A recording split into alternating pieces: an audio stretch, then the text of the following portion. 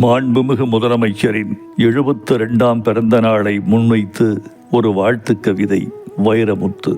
ஈன்றாள் மார்பை இறுகப்பற்றும் சிசுவைப் போல உன் பிறந்த நாளை பிடித்துக் கொள்கிறது சமூகம். ஈன்றாள் மார்பை இறுகப்பற்றும் சிசுவைப் போல உன் பிறந்த நாளை பிடித்துக் கொள்கிறது சமூகம். இரண்டுக்கும் சத்துணவே காரணம்.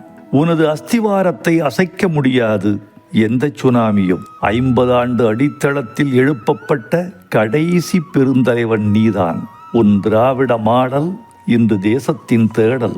நீ செல்லும் வழியெல்லாம் காற்றில் பறக்கிறது இருவண்ண கொடியும் எதிரிகளின் சாம்பலும். நாளாக ஆக நைந்து விடுவாய் நீ என்று நரிகள் நம்பின. நீயோ வயதாக ஆக மின்னுகிறாய் வைரமடித்த களமாய். நாளாக ஆக நைந்து விடுவாய் நீ என்று நரிகள் நம்பின. நீயோ வயதாக ஆக மின்னுகிறாய் வைரமடித்த களமாய்.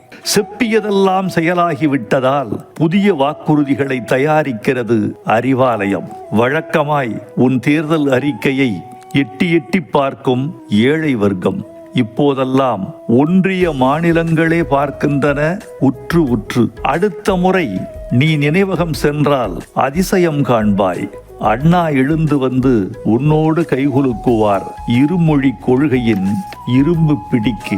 உன்னை நகர்த்த முடியாது. எதிரிகள் உன் வீதியில் வீசிய ஆணிகளையெல்லாம் பொறுக்கித் திரிகிறார்கள். ஒவ்வொரு ஆணியும் அவரவர் வீட்டு சுவர்களில் அறையப்படுகின்றன. ஒவ்வொரு ஆணியின் நுனியிலும் உனது படம். நடத்து சகோதரா.